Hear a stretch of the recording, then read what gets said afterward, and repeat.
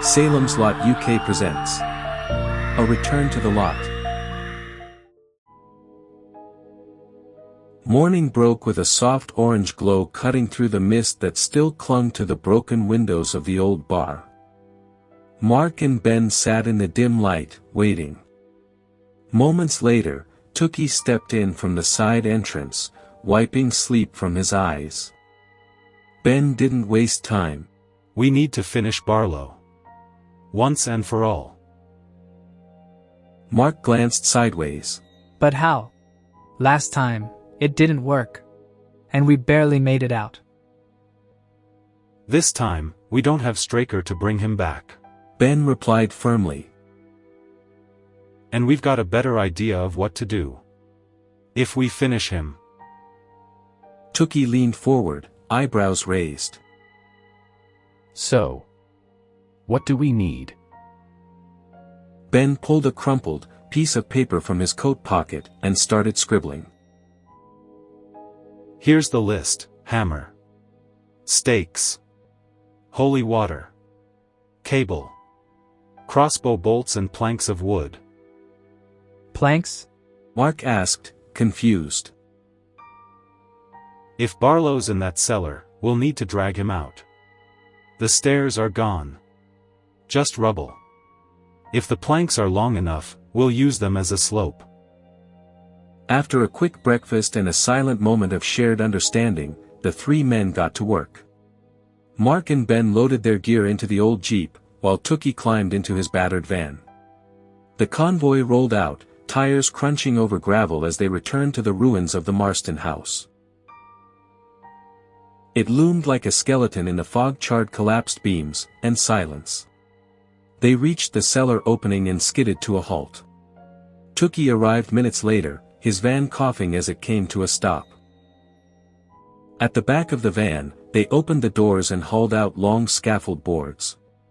Mark took one end, Tookie the other, and they carefully carried it to the edge of the cellar. Drop one end down.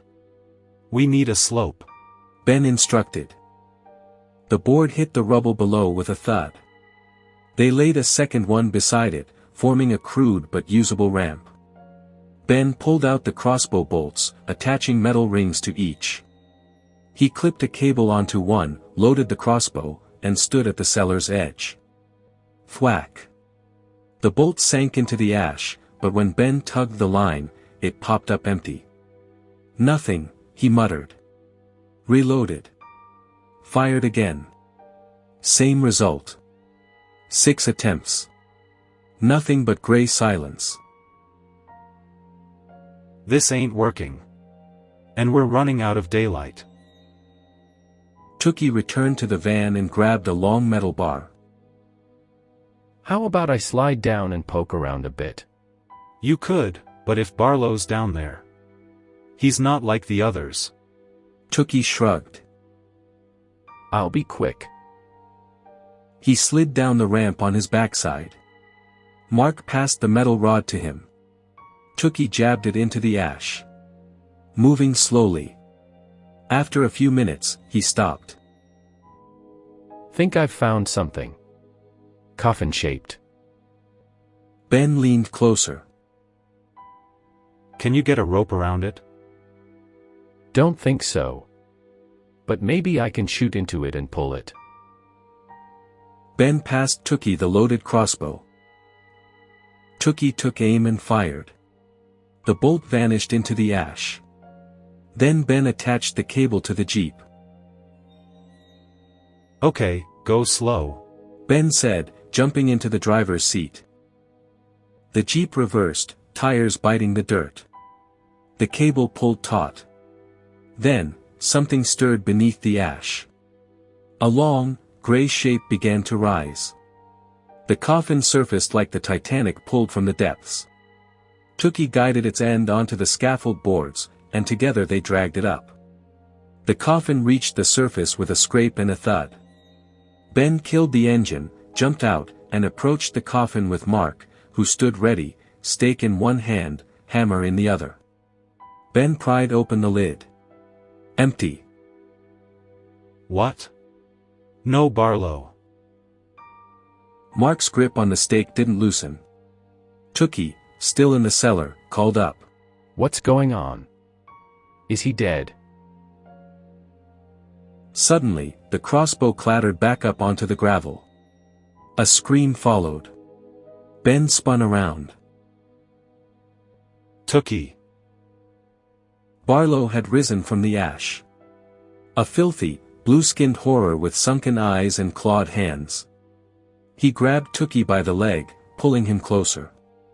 Ben ran for the crossbow. Mark, unhook the coffin. Mark yanked the line free and passed it to Ben.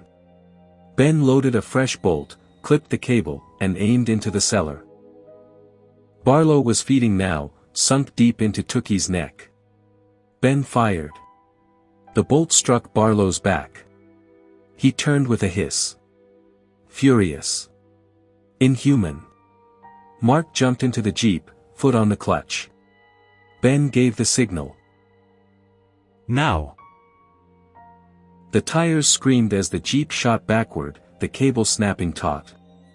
Barlow was yanked from the cellar like a rag doll. He hit the sunlight, and burst into flames. Ben reloaded the crossbow, and fired again. The bolt struck true. Barlow screamed one last time before collapsing into a pile of ash. Silence. Ben stumbled back to the van and pulled out a beer keg from Tookie's bar. Grab the spade, he said quietly. Mark found it and passed it to him. Together, they shoveled Barlow's remains into the keg. As they worked, Mark looked back toward the cellar. We can't leave Tookie. He'll turn. Ben nodded, eyes dark. I'll do it. He slid down into the cellar, crossbow in hand. One shot, right to the heart. Rest easy, Tookie. You were a good man. Ben emerged again. Quiet and resolute. They placed the sealed keg into the jeep, and headed toward the old church, where they spent the first night they returned to the lot. Inside the sanctuary, they opened the keg, and scattered Barlow's ashes around the altar. The broken stained glass caught the last rays of the departing sun, as the town fell silent once more. 18 months later. Mark and Ben stood at another altar. Older, wearier, their clothes stained from the road. They filled small bottles with holy water from a cracked font. The water shimmered, glowing faintly blue. They found us again.